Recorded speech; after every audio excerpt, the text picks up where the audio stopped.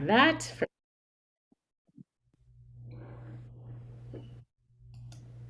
all right. Oh, there's Dan. Shoot. Dan's here too. That's good. Hi, Dan. Hello, nice to see you. How's it Hi. I going? feel like it's been days. I know. It's awesome. Dan, I was just saying, this everyone on here is part of the panel tonight, so it's awesome. And you may not be able, I may not call on you to answer all of the questions. That's thanks for the heads up. Yeah. And change your name, Dan. Change your name. Put AE in front of your name. Okay. And get a QR code.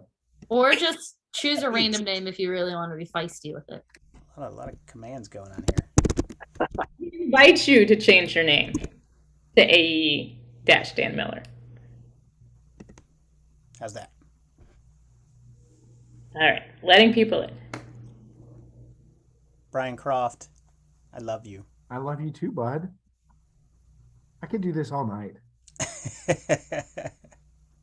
That's what we're gonna do. We're gonna hang out and we're gonna chat. It's awesome. Welcome, everyone. I don't know why I feel the urge as people come in to dance, but You know what? The first couple I played music at the beginning, like music from that decade, but then like people were trying to talk over the music and it was very like it didn't work out as I had anticipated. Because then everybody's just listening to the music like staring at each other and then that's awkward too. So Brian, nothing's stopping you from dancing, my friend. well, it's more of a shimmy.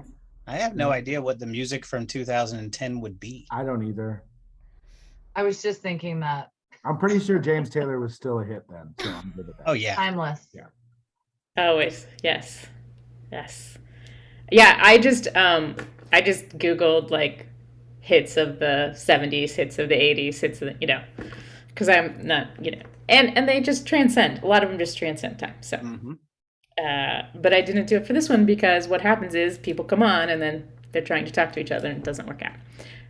But welcome everyone. This is our Circle Up, the tens edition, the teens edition, whatever you'd like to say. But all the folks on our panel tonight were active, and some are still very active. Most of you are.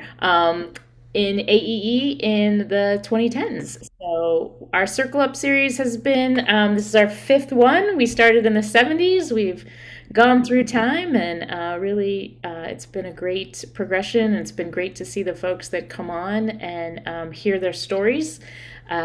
We are excited about hearing those stories because we are having our 50th anniversary conference in November, if you hadn't heard about that. It's going to be a really great party and a really great learning opportunity and a really great time to play. And so we are super excited about all the folks that are involved in that. Christy Norton with us tonight is doing Activate. Andrew Belia is doing some great SEER presentations and a panel discussion. Christy Liga is doing the Playscape. Dan Miller is playing music for us and hosting an event, the Blast to the Future. Brian Croft is doing our Ready, Set, Go. And Callie Alman is our volunteer coordinator. So lots of conference people involved here tonight. So thank you all for your continued work with AE and all the great stuff that's going to happen at the conference. If you're not signed up for the conference yet, hope to see you there and get registered. We're going to go ahead and get started. And I'm going to start because Brian was here first. We'll start with introductions. Again, I'm Sherry Bagley. I'm the executive director of AE, and I was actually active in AE in the 10s with the board of directors, and I ran an accredited program, and it was a really great experience. So this is a progression for me to the executive director, and it's been a really amazing one. Brian, you want to introduce yourself? Yeah, hi y'all. My name is Brian Croft. I am, as of today, my first day, the director of Touch of Nature Outdoor Education Center at Southern Illinois University in Carbondale. I got my start in AE in the late 2000s, came on regionally in the Heartland, did the regional chair thing, was blessed to be a part of the board of directors for 3 or 4 years. I got to convene regional conferences and actually got to help co-convene a national conference, which was fun. And I got to be a part of the student summit back when we did that, which was a really, really cool event. So that's what brings me here. Thanks, Brian. Andrew, you want to introduce yourself? Yeah, that's great. Hello, everyone. I'm Andrew Bobilia. It's been fun just thinking back. I think this joining this wonderful group happened to work with my schedule, but really quickly, first conference host committee in 1996 had a great professor kind of reel me in and say, you need to be a part of this and help put on a conference. And I served on the board of AEE from 2005 to 2012. So I guess that dipped into the 2010s. Prior to that, on the Heartland Council and helped with conferences in the Heartland and the Southeast. It's great to be here. Thanks, Andrew. Christine? Hi, everybody. Hi, Tony. My origin region is the Heartland. So I still remember Tony Alvarez and Gary Stouffer carrying my newborn around the Heartland Regional AE conference in the mid to late 90s. Well, I guess that would have been early 2000s, but I got involved in the mid to late 90s also as a graduate student, Andrew, at the behest of folks like Jasper Hunt. I did the Mankato program as one of my grad programs, and so found AEE also through the Teams conference at Northeastern Illinois and folks like Dan Creeley in the Heartland, and have since served as the Mid-South chair, because I actually am calling in from Texas. So when I moved down to Texas about 15 years ago, I was the Mid-South Regional Chair. I've also been the TAPG Leadership Council Chair and a member on the Leadership Council. I'm an accreditation site reviewer.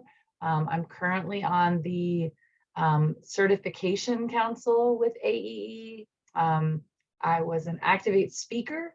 And for the last 10 years, I have been an Activate coach.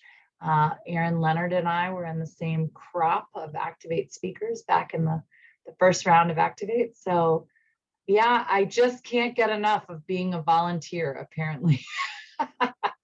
But honestly, I mean it. I really have enjoyed and been stretched by these roles in ways that have been really fulfilling, both personally and professionally. Thanks, Christine. Lynette? Hi, I'm Lynette Spencer. It's good to see everybody. I've been involved with AEE since 2010, so about 12 years now, mainly affiliated with the sub-professional group with the Therapeutic Adventure Professionals, and have been extremely enriched through those relationships and the network that is TAPG and AEE. I kind of did a sort of every other year, full conference, just pre-con, full conference, just pre-con. And so I got a flavor for both throughout the years. I'm currently the managing partner of my private practice, but I joined AEE as an individual member when I started my nonprofit Adventure Works of DeKalb, Illinois, in DeKalb, Illinois. And I feel like I formed my nonprofit at the same time I formed my relationship with AEE and TAPG, and that combination allowed the nonprofit to grow to a point where I was able to get the program accredited, and to allow it to become a sustainable organization, so I could pass it on to the next executive director. So I was able to transition out of that role as executive director. Now I'm just a donor in my nonprofit, which feels really good.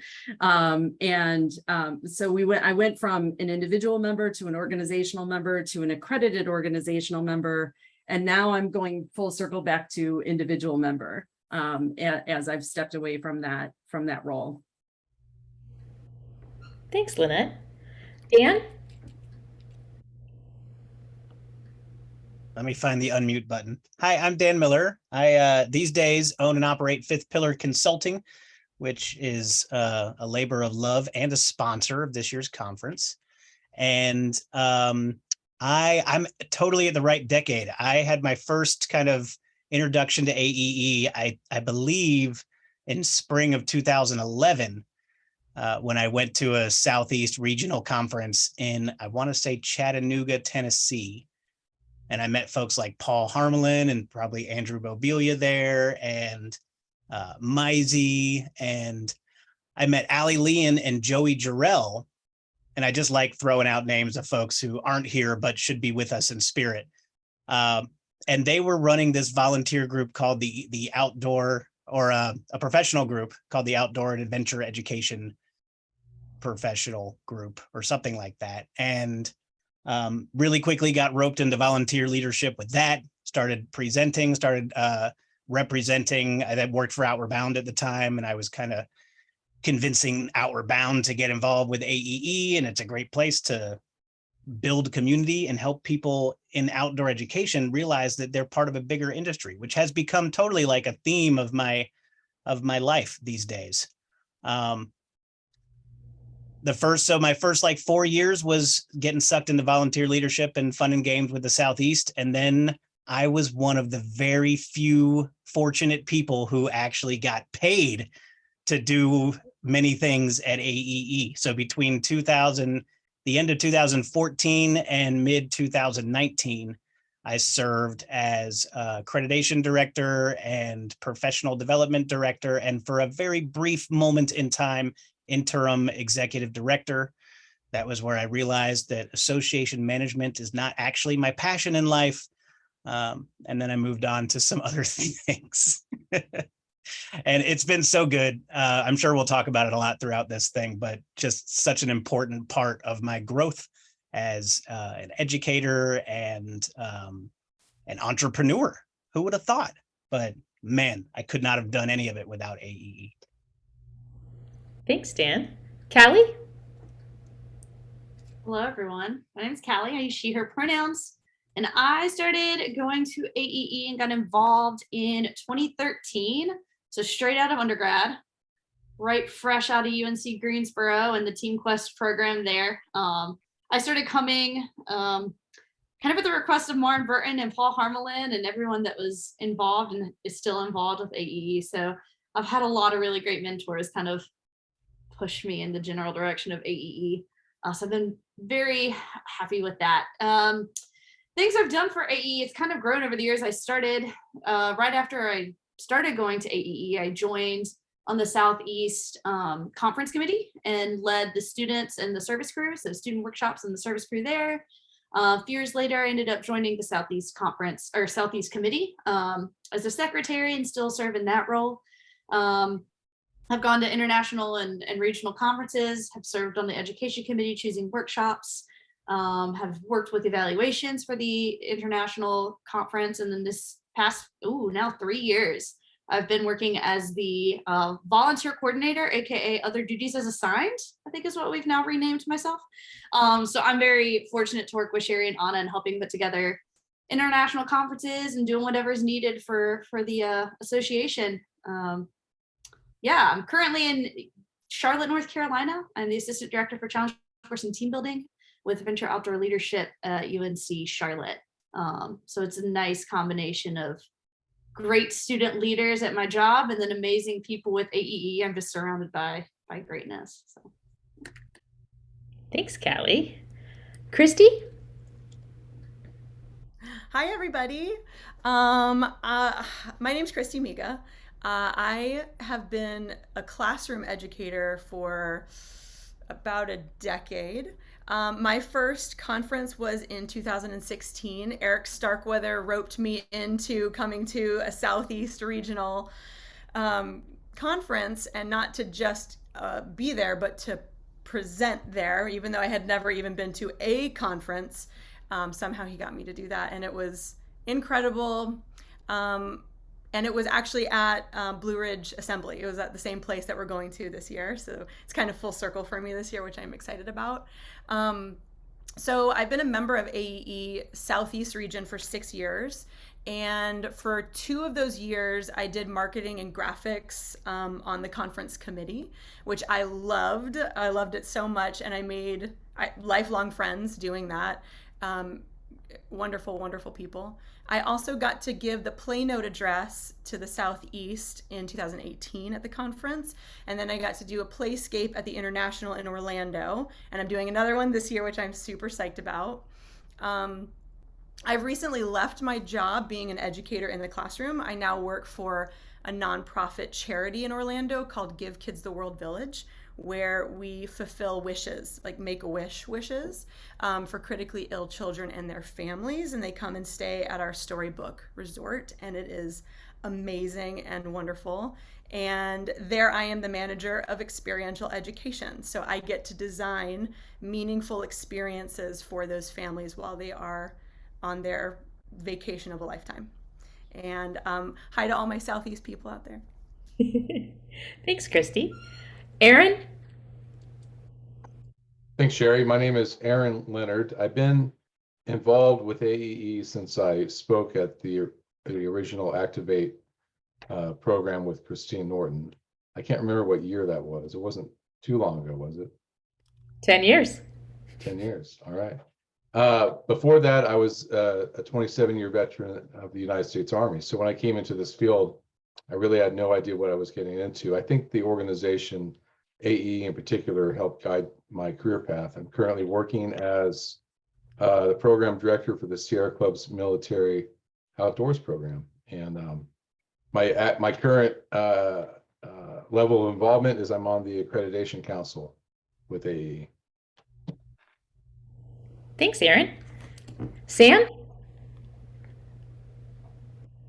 Howdy, y'all. My name is Sam Steiger. I live in Mankato, Minnesota, and I've been lucky enough to be affiliated with the Masters in Experiential Education program for the past 19 years here in Mankato. I started kind of hopping around between some different associations through my college years and after my college years, but I fell in to the AE crowd due to mentors. That's kind of a theme I've heard from a lot of folks. Some of my mentors here in Mankato were adamant that I become involved. So in 2003, 2004, I started becoming involved, and over the years, I've served in a couple different roles. A stint, I had to look it up because everyone's telling dates, and my brain is not that sharp when it comes to dates. So I was on the board during a significant amount of transition in AE from 2012 to 2015. And I've also been quite involved with the awards committee over the years at the international conference, and active with some various things going on in the Heartland region. But AEE really, for me, has been important. I've been able to stay close with colleagues that I've met through the years, and I really enjoy the new relationships that I build on an annual basis whenever we get together, either virtually or in person. That's been really beneficial for my career, just to have new networks of folks across the world. And so that's kind of what AEE means to me. Thanks, everyone. That was a lot of different positions and a lot of different aspects of our organization that got explained very well by so many of you. Thank you all for being a part of that. I want to move into our questions for everyone, and again, there's a lot of us on the panel tonight, so I'm not sure everybody will be able to answer all of the questions, but feel free to pop in and answer if you have something that you'd like to say. But our first question, during the teens, where were you in your experiential education journey, and what was the field like? What was happening in experiential education in the last 10 years?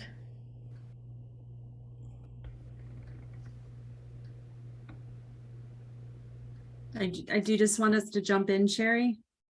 Lynette, you're welcome to jump in. All right. Well, I was at the very beginning. I had done some experiential work in the clinical realm. In 2004, I was certified as an equine assisted psychotherapist, but I had no idea of the larger adventure therapy, as the experiential education world, until meeting a couple of people, members of the organization, that led me to go to my first conference. And so it was just like the perfect timing of I was starting this organization, but had no idea of this larger field that existed. It was like a lot of clinicians, I think, do some experiential work in a vacuum or in a silo, not really realizing what the big world that there is out there. And so I was lucky to find it right at the time when I started my organization and grow, like I said earlier, growing both at the same time. So I was lucky. And I think I've heard a lot of other people, when you find AEE, it's like, oh, this whole world opens up. So yeah, it was a really good coincidence for me. I'll piggyback off of Lynette, because Lynette and I met through AEE, and I was at the time an assistant or associate professor somewhere on the tenure track and doing research with the Outdoor Behavioral Healthcare Center with some other colleagues of ours at the University of New Hampshire. And Lynette and I met, and it was like this place that we found each other engendered like a practitioner researcher relationship, as well as like a deep and lifelong friendship. Mm-hmm. But literally, because of AEE, we were able to work together to get her program funding, to advocate for new program development in her community. And it was just this beautiful synchronicity that I think, if we could, we always ask on the survey about networking, but the field at that time, right, it was like this perfect relationship between research and practice was happening, and it actually had like tangible effects in the community, which made it so worth it to me. So that's where I was at, and I was hanging out with Lynette, and we were getting stuff done for the youth in her community. Yeah, and that was my very first conference. My very first introduction to AEE was meeting Christine, pushing her daughter in a stroller, and being like encapsulated by this world of research. And it helped me recover from my statistics trauma that I left behind in college. And good to know somebody else in the world can take on that part of what is needed. I wish I could remember. It was at an AEE conference. It was either international or a regional one. And somebody had said there was basically these generations of experiential educators. There were sort of the founders, and then there was sort of the second generation that had taken what they had done and sort of built upon it and created and really stabilized and made the field. And then there was sort of a call to this next generation, sort of the third generation of experiential educators, right? And I feel like that was a lot of what I was hearing at the time. I was an emerging professional, fresh out of school, and so I think for me there was a pocket of us in Southern Illinois doing these things, but I didn't know that it was bigger. And then it wasn't until later that I found out that the reason that pocket existed was because of Andrew. But Andrew had left Southern Illinois, but the sort of the influences that he had made during his time there had passed to his students, who then were passing it on to me. And so although like the first time I met Andrew, I felt like I already knew him, because he was, Andrew, I don't even know if I've ever told you this. You were the reason that I went to AE, and I didn't even know it at the time. It was sort of your relationships with your students in the 2000s that then in that 2008, 9, and 10 range, when I was starting to get involved, they were the ones dragging me, and I didn't realize that you had drugged them.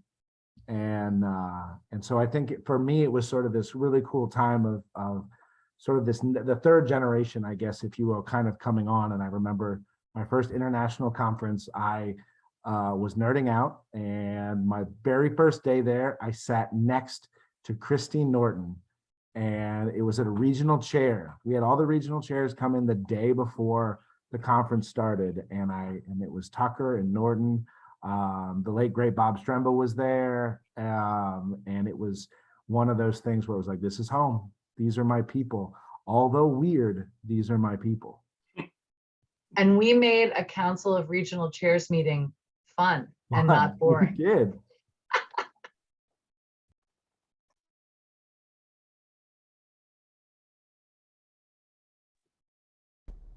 I can echo some of the accidental involvement. I was coming off of a third year-long combat deployment with the Army in Iraq in 2011, and just accidentally got invited to Outward Bound for Veterans week-long expedition. So I came off of that, and I was just blown away because pretty burned out at that point, and it was a life-changing experience. So we had and this is not meant to be dark, but we had a problem with suicides in our unit. We had 5 soldiers commit suicide within a month of us getting home.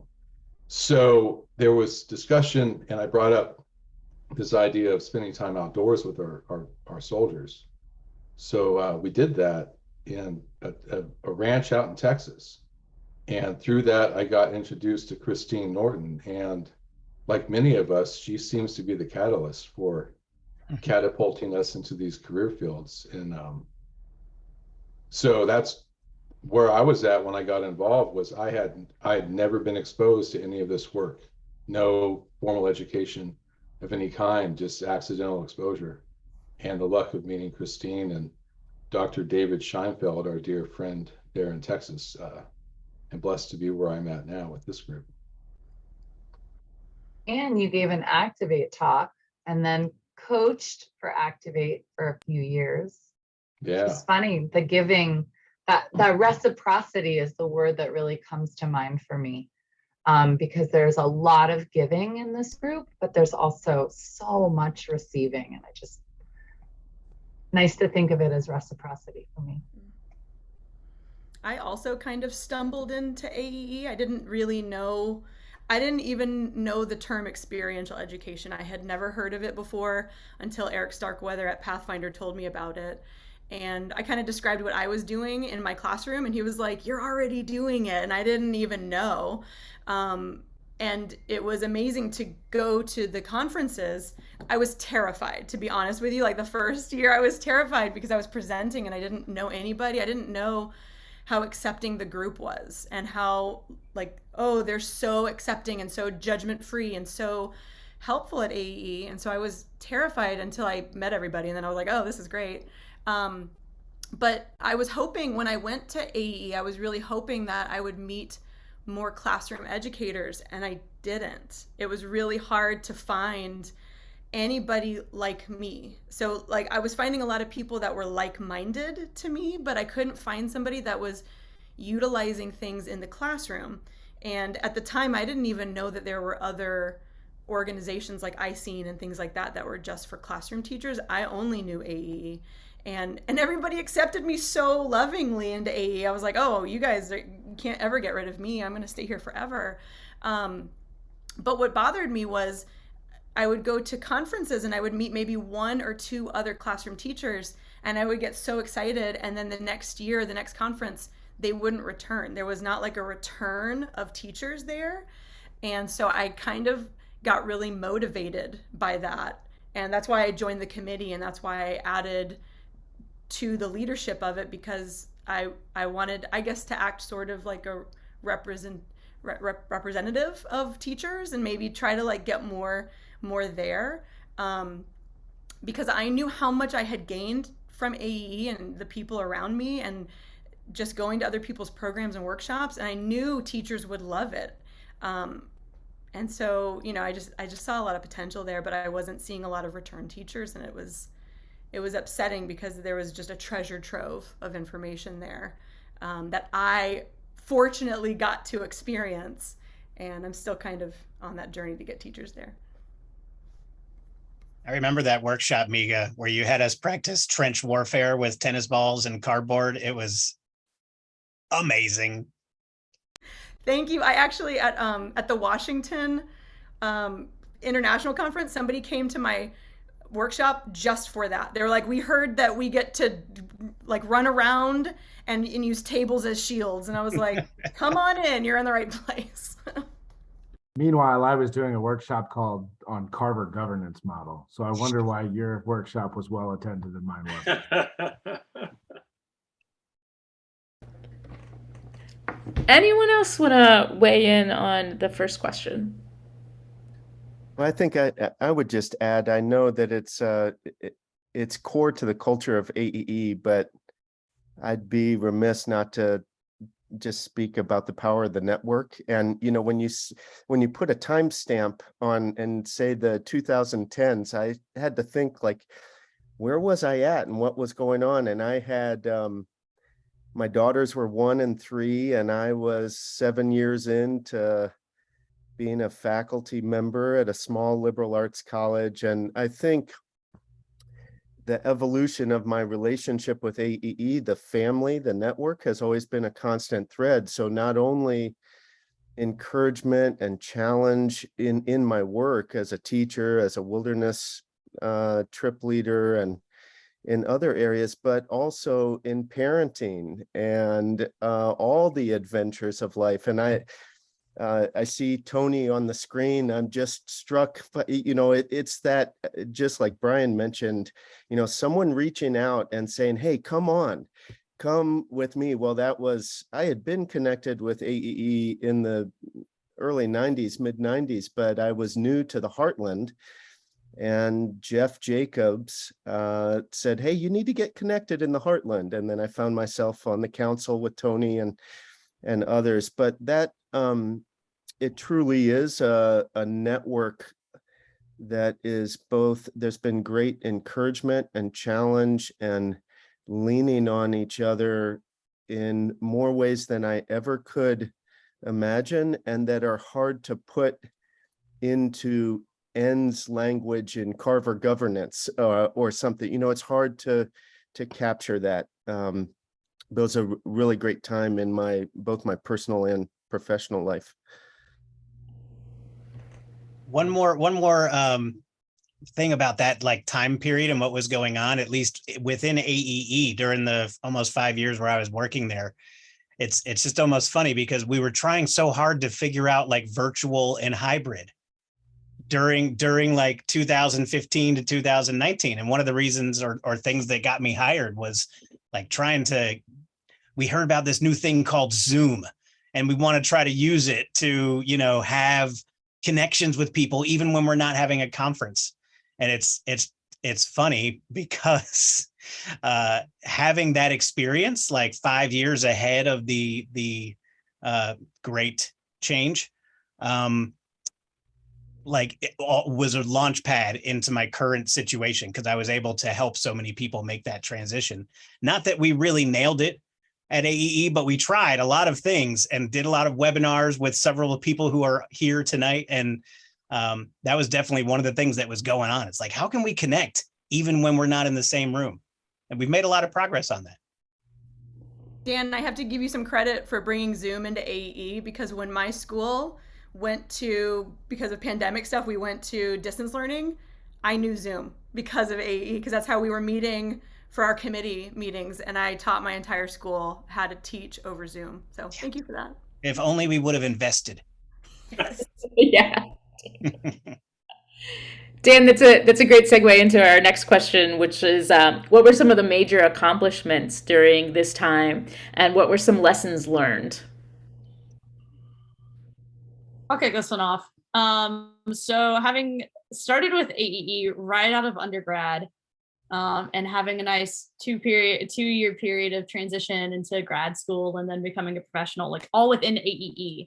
I was talking with Brad Daniel, and we were chatting about my journey through AEE and kind of how I feel like I've grown up with the organization, in the sense of, like, I felt like such a child coming out of undergrad and coming to a conference knowing, almost no one, and just trying to be a sponge and absorbing everything and making so many connections.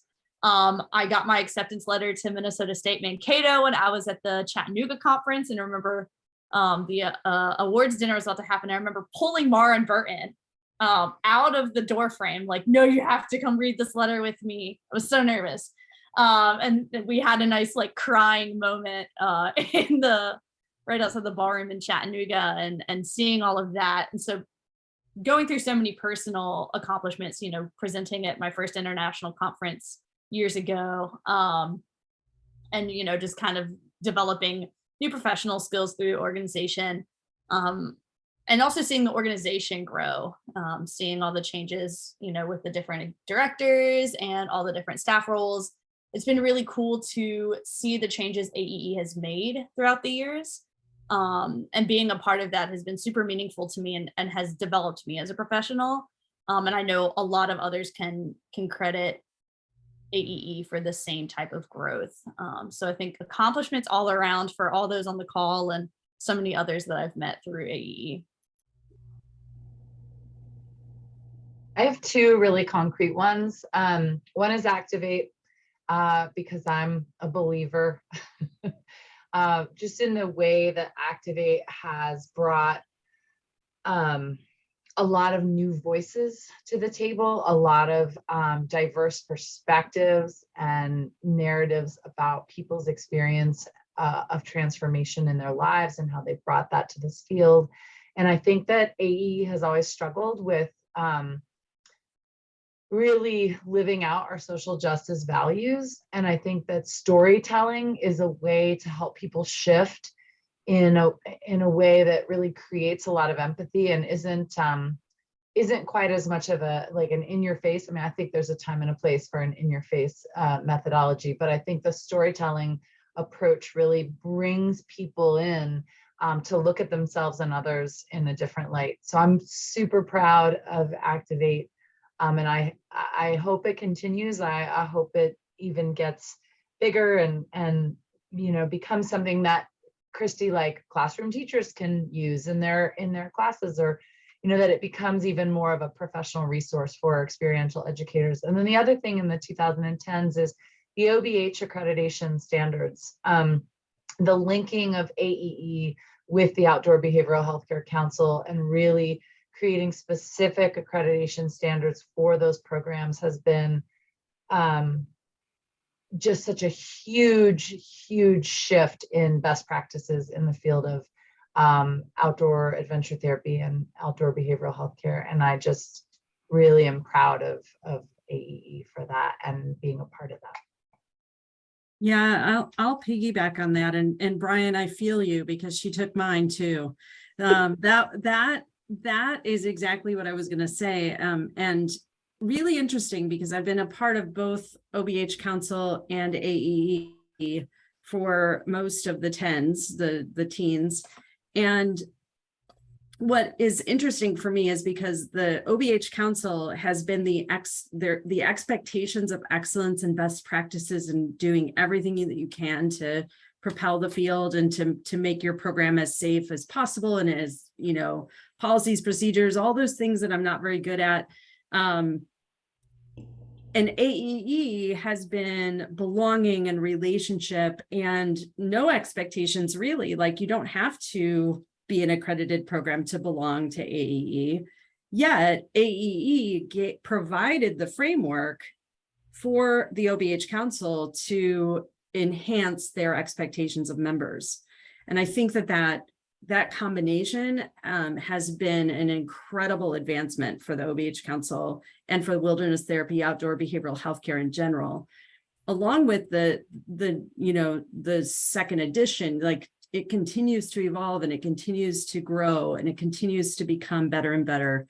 And that made my program way better than it was in the beginning. That was a huge advancement for my little nonprofit.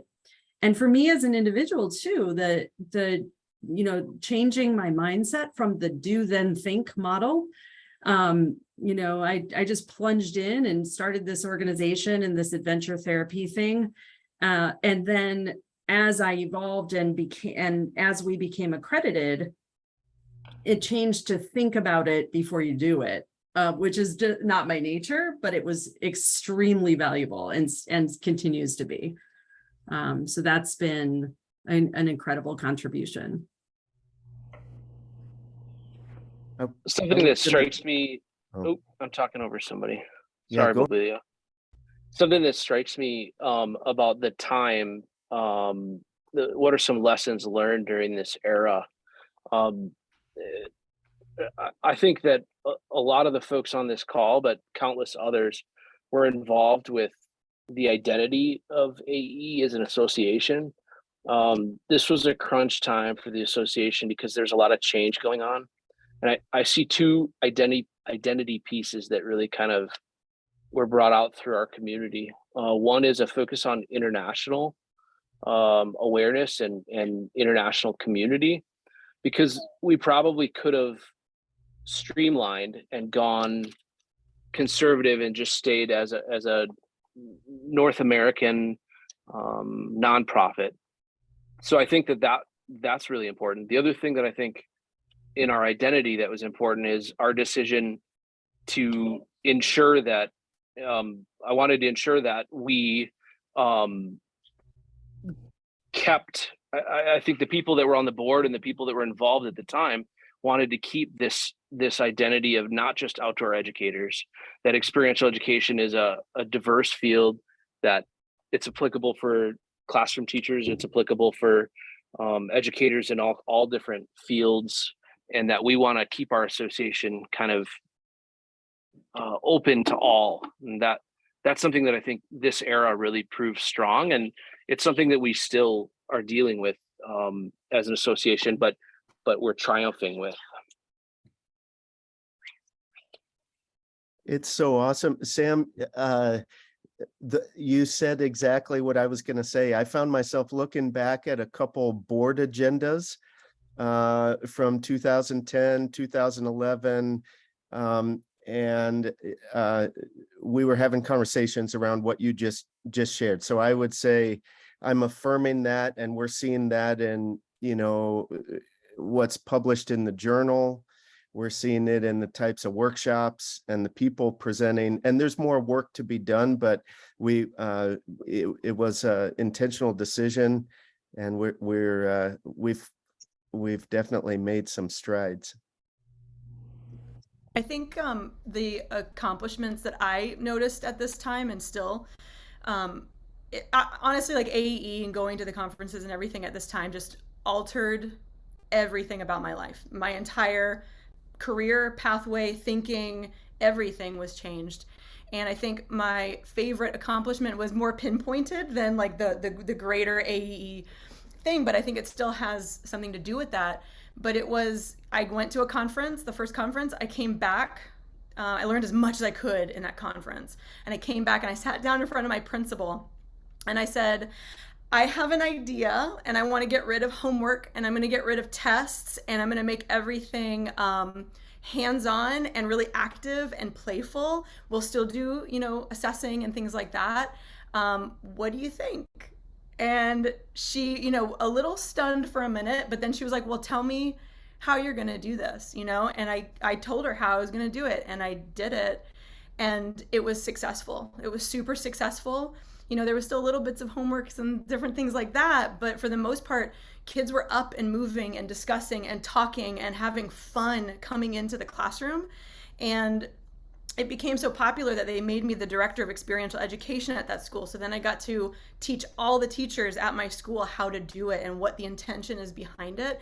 I would have never been able to make my footprint of experiential education that big without AE, without learning from you guys how to do it and what it is and how to add intention to it. And now, even though I've left that school, they're still going. I still teach workshops there.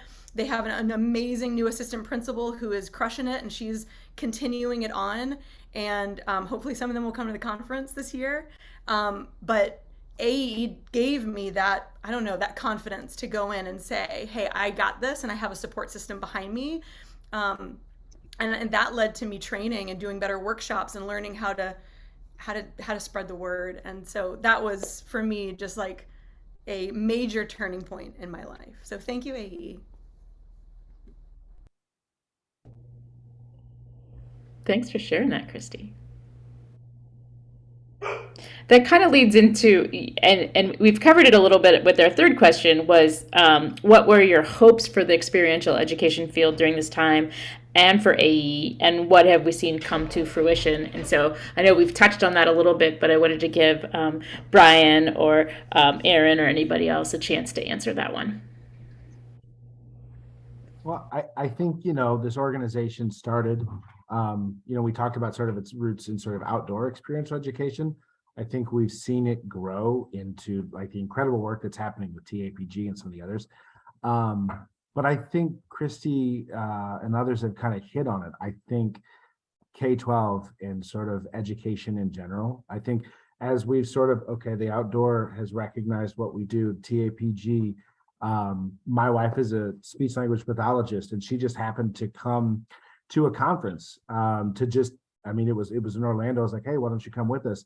And she ended up going, just sitting in on a few things. And she goes, well, why don't we all go to this? And so I think seeing, what basically the work that, Lynette and Christine and so many others did to in the TAPG world, can that be a big focus in the next 10 to 15 years for AEE, is really taking that same sort of intentionality behind what we did in that world and really reach out to the K-12 world, reaching out to universities, in the School of Ed and other things like that. I think that would be great.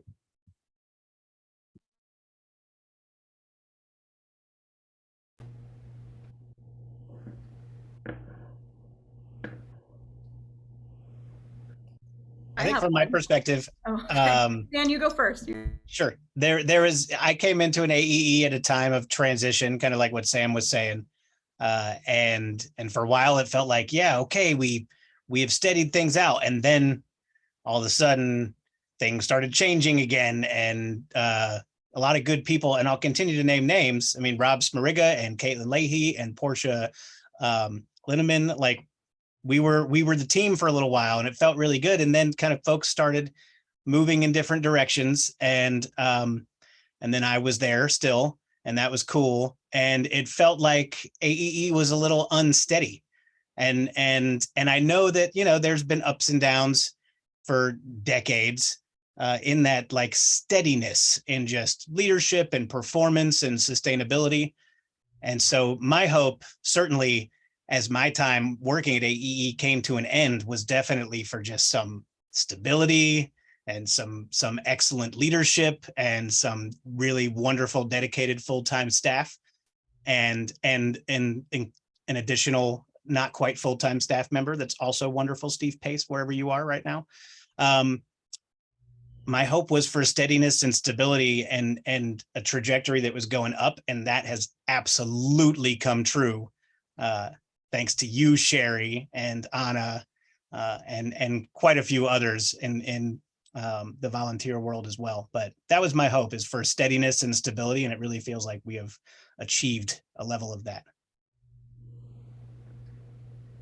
What I was going to say was I had a lot of hopes for AE because I gained so much from it, but it also took a lot of work for me to learn what experiential education was, because just going to a workshop or to a conference doesn't necessarily paint the entire picture of what experiential education is. And I remember I was very confused about a lot of pieces of experiential education. And I actually went to a person in leadership like years ago, and I asked them at a conference, and I said, hey, why at these conferences, why aren't there any like 101s or like quick, like teach people what it is, give them a foundation so that they understand what are people talking about? When they talk about cold cycle, what are you talking about if you don't have a master's in experiential education, or you haven't, been in a university that helps you with that? You have to kind of build it on your own, or if you don't work in a place that teaches you, which is a lot of classroom teachers. So, I asked them, why isn't that here? And the response was, that's not the point of the conference. The point of the conference is for people to be doing experiential education, and then you come back and you talk about what you've been doing. But there's no like education about what it is, or basis, or foundational things about it. And I did not like that. I did not like that answer at all, which is why I'm doing like a 101 class this year at the conference for teachers. But I was really disappointed, because I was like, that could have really helped me fast track understanding what people are talking about in these programs and these workshops. And so that's kind of my hope. It was my hope then, and it's still my hope now, is, you know, if people are new at it like I was, or there's classroom teachers that are like stepping their toe into it to try it, or anybody, that there's support there for them to understand what that means and what they can do with this, so that they're not as lost as I was the first few programs that I went to. Can I just add? Oh, sorry. Sorry. I was Go gonna say, ahead, Callie. I was gonna say, kind of bouncing off of that too. Like I said, having been a young professional at AEE, we had a lot of conversations around where are the young professionals and why are they not coming back, especially the college students and the recent grads. It was hard for me at the beginning to find anyone who was right out of undergrad who kept coming back year after year after year. And one thing that really got to me is, you know, why aren't undergrads coming back? Why aren't recent grads coming back?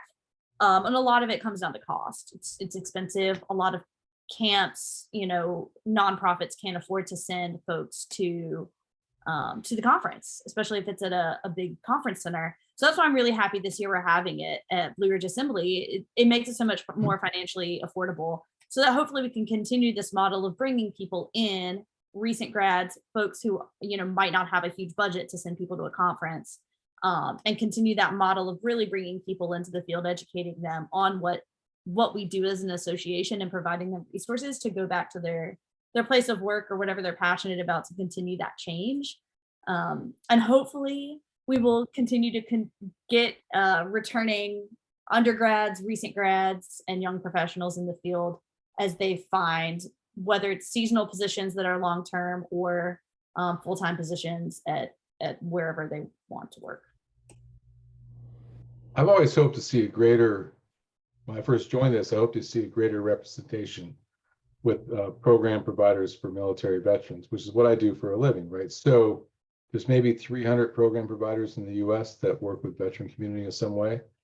The vast majority of them have never heard of this association, and they've never benefited from any of the histories or what's been learned over the decades that has existed. And our field as a whole is not fully aware that the VA and the DoD is about to launch a task force this month to examine how to incorporate outdoor programs into the Veterans Affairs system of over 2,000 facilities. It's going to create the largest outdoor program in the world within the next few years. And I think AEE should be part of that, just like any other professional organization that works in this field should be part of that. And some of us are. Christine's part of a study group that's been advising the VA for the past 6 months, among others from our organization. So I would hope that in the next 10 years, that we see a greater opportunity for veteran service organizations that use outdoor programming in any way to be part of our organization. They're going to find a place to go. It could be here, it could be somewhere else, but I think it belongs with us at AEE.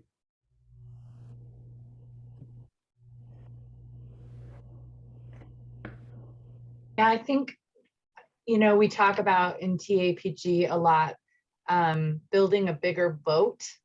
And I think that very overused expression really resonates for me, but it pushes me. I mean, I love singing with and preaching to the choir because we harmonize together so beautifully. But the task is actually to get the message out, like by networking with the VA or by going to your professional teacher conferences, or, you know, the other groups, so that our reach, tentacles is not a pretty word, but like, you know, like that we can spread, you know, our love of this. Yeah, tentacles, everyone. Zoom tentacles. There you go. Everyone give me your best tentacles. Come on. It's an AEE call. There it is. Yeah, but just going out as much as we're trying to talk about bringing people in. And I know with TAPG, Christy, when you were talking about teachers and using the TAPG model, we even within our group were like, oh, who's a group that's not very well represented here? And that happened to be and not just represented, but like acknowledged and seen. It happened to be recreation therapists. There was like this gap. We had TPG heavy on social work, marriage and family, LPCs, but these rec therapists were like, what about us? And so asking those questions too about like, who's not here? And those questions also obviously are really important about not just the professional disciplines that are lacking, but also the people and the backgrounds. I mean, still, we are an incredibly white male organization. We have awesome female leadership at the top, and that's incredible. I just think with the work of the Social Justice Task Force and all of us asking that question, who's not here and why is that, is going to just keep propelling us into better places. And part of that, I think, leads us into where are we going in the future. And advocacy has always been one of the main tenets of the organization, and in our guiding principles and our ends, we hope to, Brian's snapping or something, I think, over there because I said the word ends. But we hope to form a branch that is informative. And my hope is that we can do what some other organizations and other nonprofits that are very similar in scope have been able to do, and get on the Today Show and be able to use terminology and have it acceptable by the general public, that I can sit on an airplane and explain what I do for a living to someone without having to dumb it down or use short phrases that really simplify what we do. And that advocacy, I think, is something that's going to push us to the future. So anything that we can do on a government, local, state, national, and even world stage for the power of experiential learning, I think, is really important. Mm-hmm. I was just going to add to that. A hope for mine as one of the outcomes is that there isn't an option for AEE not to exist, and that AEE's financial reserves are so strong that the staff and the volunteers don't have to worry about the future financially, but AEE is needed in all the areas of education and various areas of practice, and we're sought after, and the financial resources follow. Thanks, everyone. Really appreciate those well thought out and well voiced responses. I wanted to give just a couple minutes if anybody had any questions for anyone on our panel, or any just thoughts in general from our people that aren't on the panel, non-panelists, I guess. But if anybody has any questions.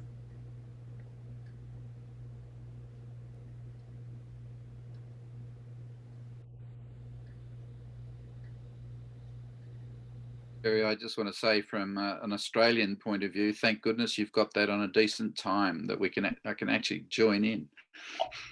I'm so glad. Yeah, it has definitely been one of our challenges, with the virtual conferences we did the last 2 years and our calls. And we have a Asia Pacific region now that is meeting and doing some great work. But yeah, having a board of international people, we meet, the board meetings are currently Sunday mornings at 9 a.m. Eastern because of all the different time zones we're dealing with. So it is something, it's a new challenge for AE that we're thinking about more and more, and we want to make sure we're being more inclusive. So yeah, sometimes I get up at 5 a.m. to talk to different places, but that's great. We want to make sure that we're being inclusive of all our time zones. So, and it's awesome to have you join us. Thank you. Thanks.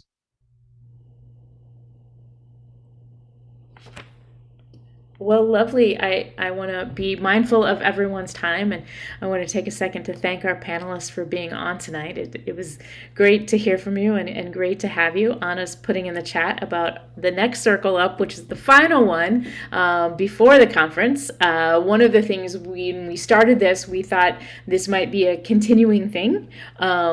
we've had really lovely conversations, and it's really opened up some different connections for people. And to be able to hear what's been happening in AE throughout the years has just been really, really great. So this might be something we continue even after the conference.